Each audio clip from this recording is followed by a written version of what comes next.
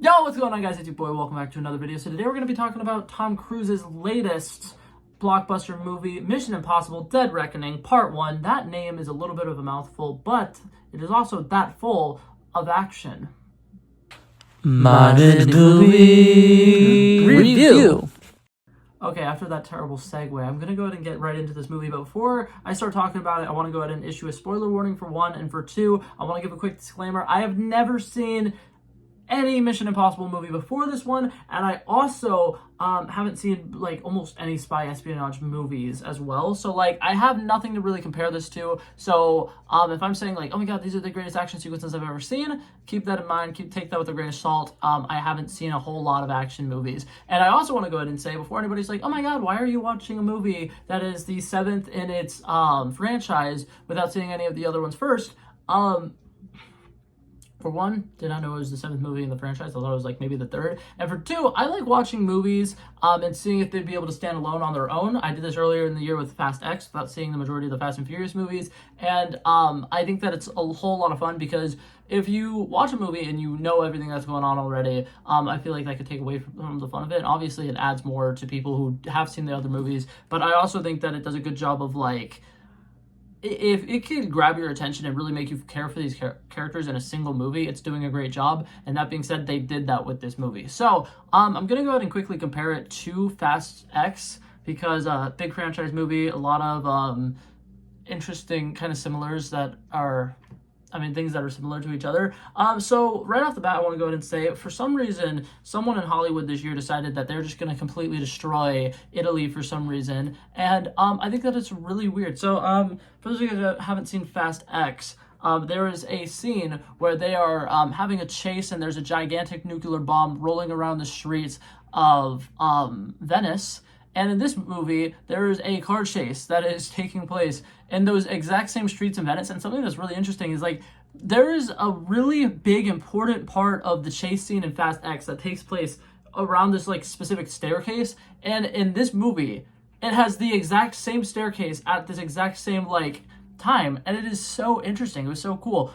So I want to go ahead and just dive right into this. So I'm going to start from the very beginning. Right off the bat, we're kind of introduced to the whole concept of there's this thing that's a high top secret weapon, and it's on a submarine. In order to get this weapon to work, two people need the matching keys. They need to put the two keys together a specific way and then turn it or whatever. It's a really interesting little MacGuffin that they need in this movie. And something that I will go ahead and say before I get too far into this, because I really liked this movie and I thought it was great, but there were a couple things here and there that did kind of bug me. The fact that they had to mention the key, like, I want to say that the key is brought up about 37 times in the first like 20 minutes of the movie, and every single time they give you a briefing to remind you that, for one, the key has two parts, and for two, everybody in the world wants it. And it kind of bothers me because when they first introduced it, I literally was already like, oh cool, there's a key, there's two parts of it, that's going to be very important. And then they hyper focus on the key at the end of the opening scene or whatever. And so I'm like, okay, yeah, that's going to be an important thing that's going to come back later. And then instead of just trusting the audience to kind of understand that, oh, there's this big key and it's kind of a super duper important thing, when Tom Cruise's character gets his little briefing saying what his mission is going to be, they mention the key and they mention that it's super important and that it's one half of this important pairing key and that everybody in the world is chasing after it. So you will be the most wanted man in the world once you get the key.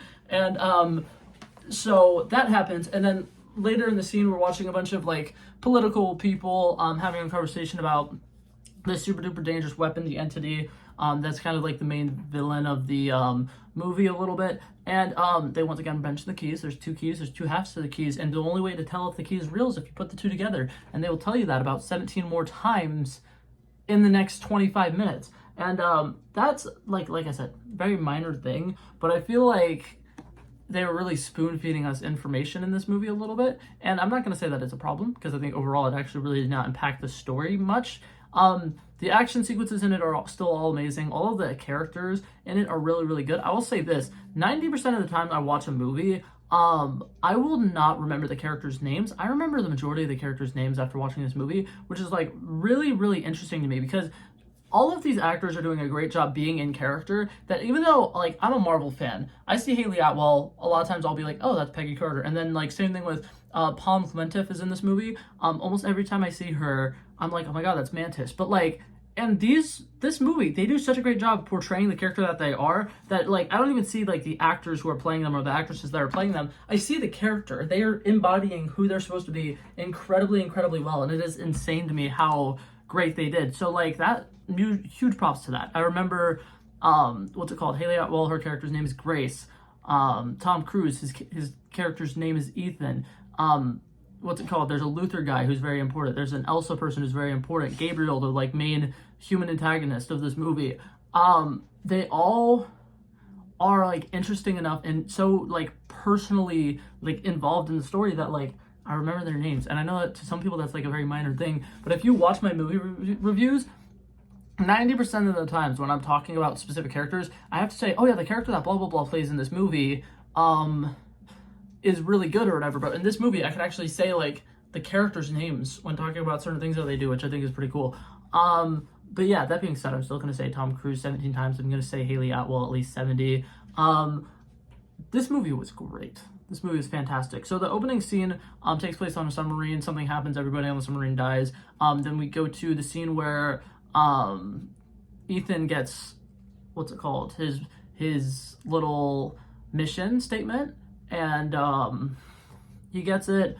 Basically, Elsa's in trouble. She has half of the key. There's also a gigantic bounty on her head. She's in the middle of some desert somewhere, and Ethan goes to kind of save her. They do a little thing where they kind of fake us out that she's dead, which was very interesting. I thought it was really great.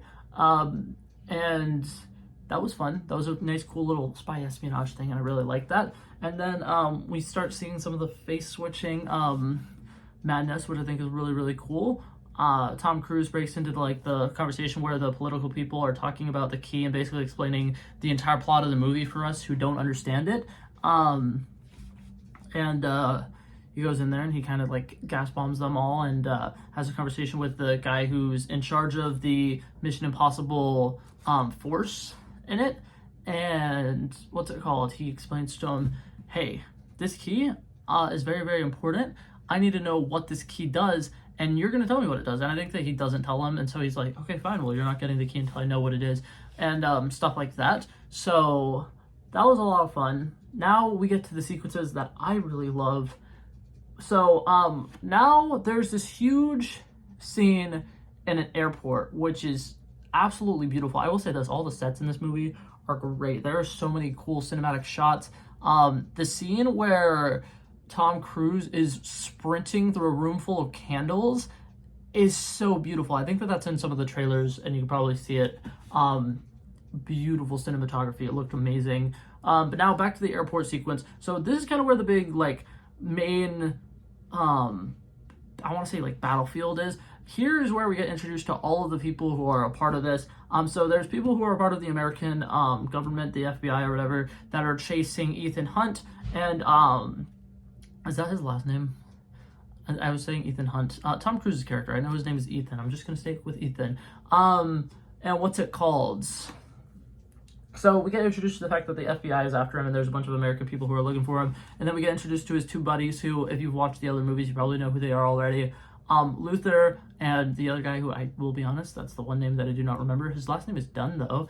But what's it called? We get introduced to them, and they're helping him out over the comms, and they're kind of explaining to him, okay, so you're going to sell this key to the person who supposedly has the other half of the key, and then you're going to figure out from them what this key unlocks, because the big thing is, and they have a cool speech about this towards the end of the movie, Tom Cruise's character is the one person who, instead of wanting to, take whatever the super powerful thing that the key holds and use it for himself, he's the one person who wants to destroy it because he thinks it's too powerful for one man to control, and he thinks that it could really be the end of mankind as we know it. And it's a very noble thing. It's very great. And so in order to figure out how to get to the entity, his plan is to, his plan is to sell the key so that the person who has both parts of the keys can go and figure out what it unlocks. Very fun. This plan kind of goes off the rails the two sidekick characters who are in a computer room or whatever discover the fact that there is a bomb, and that bomb is supposed to be on the same plane that Tom Cruise is about to be getting on. And while this happens, Tom Cruise runs into Haley Atwell's character, and she pickpockets him, and he just tracks her down or whatever.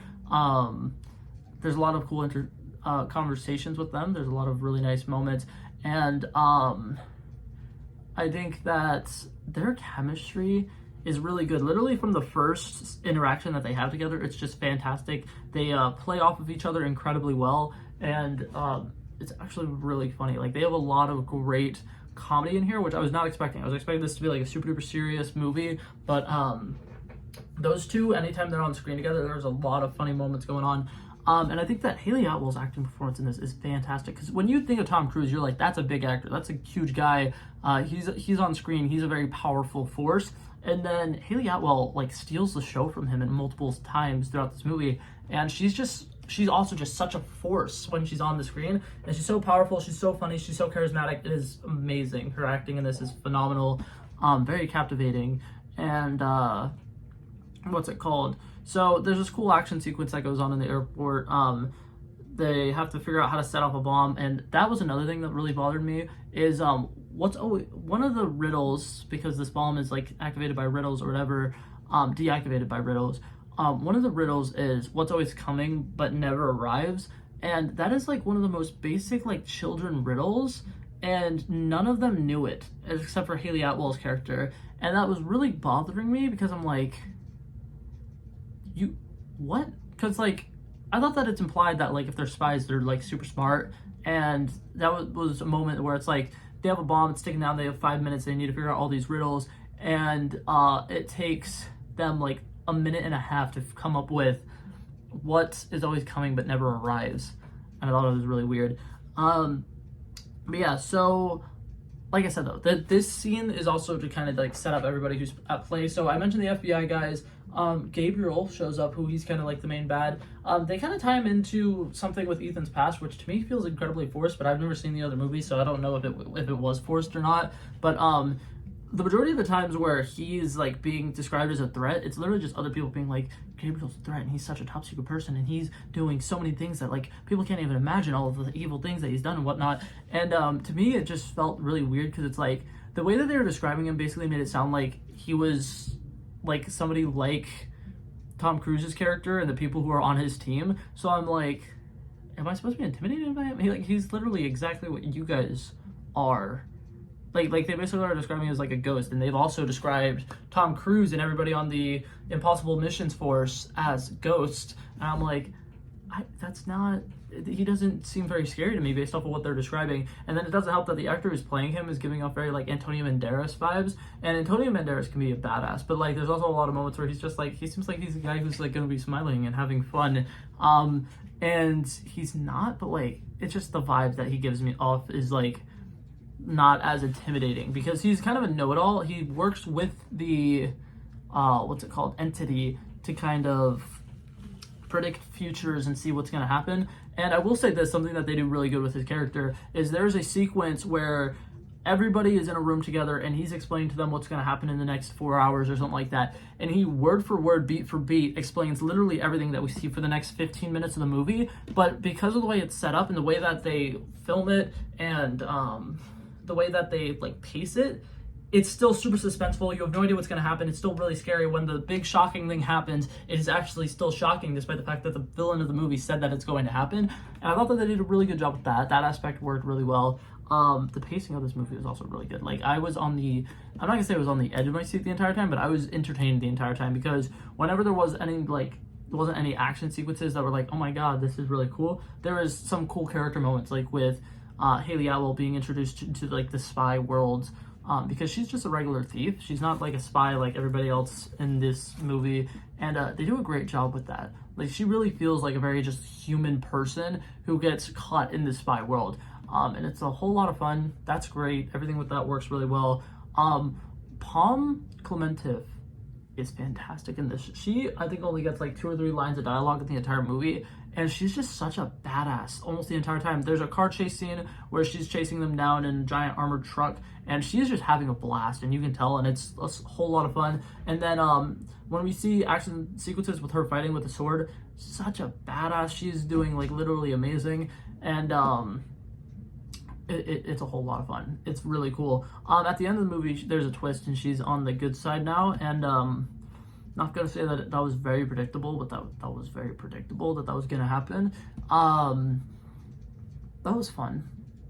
All of the actors and actresses in this did really, really good, and yeah, I think I had a lot more that I wanted to say, but I, for the most part, got everything that I wanted to say. The big stunt where he goes off the cliff, and he is parachuting to the train or whatever, feels, I'm not gonna say it feels forced, but at the same time it also feels like they really just wanted to like get this really cool action sequence, and they kind of like had to figure out what's something we could do to make it where he has to drive a little motorcycle off of a cliff, and they're like, yeah, let's just do this. And then like, I don't know, it doesn't seem like a great plan, and it doesn't seem like something that'll work. And then something that I don't like about it is if you've watched the trailer, you've pretty much seen the majority of the stunt. And when they show it in the movie, they show it from a couple different shots, and they have a little like close-up sequence of them, but they kind of cut away from like where it would have been a lot more interesting, because we don't actually see him after the parachute is pulled. We don't see him like gliding down onto where the train is, and I feel like that would have been a lot of fun too. But instead it cuts to the plot of everybody who's inside of the train, and then when he arrives in the train, it's just like plot convenience and plot armor, and then the entire action sequence that follows that is also like plot convenience and plot armor. But you know, this movie was a lot of fun. I enjoyed it. I thought it was pretty good. I could see what all the hype about it is. I haven't seen any of the other Mission Impossible movies, so like I said, I don't really have anything to base this off of, but I do think this is one of the best action movies that I've seen so far this year. I haven't seen John Wick 4, but I would probably say that since I haven't seen John Wick 4, this is the best action movie that I've seen so far this year. And yeah, so I'm gonna go ahead and give this movie a solid 91 rating out of 100. I thought it was a whole lot of fun. I think that everybody who was acting in it did a brilliant job. I think that there was a great comedic value to it, and the car chase scene where they decide to completely destroy Venice was fun. It was great. But yeah, that was it for this video, guys. Hopefully you guys enjoyed it, and I'll hopefully see you guys in the next one. Peace out. Bow.